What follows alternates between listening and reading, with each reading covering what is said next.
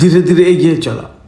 ট্রেনের জানালা দিয়ে যখন চোখ যায় দূরের সবুজ পাহাড় আর সারি সারি চা গাছের দিকে, তখন মনে হয় যেন প্রকৃতি নিজের হাতে সাজিয়ে রেখেছে সব কিছু।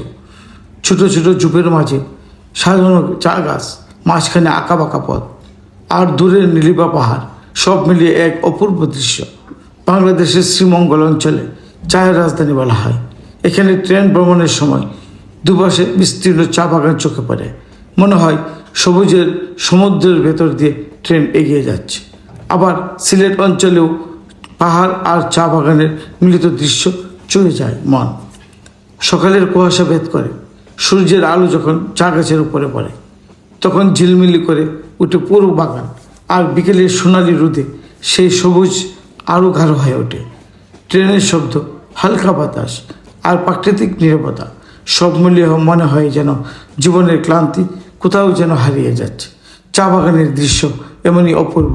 বাংলাদেশের শ্রীমঙ্গলে সিলেট অঞ্চলে চা গাছের জন্য বিখ্যাত।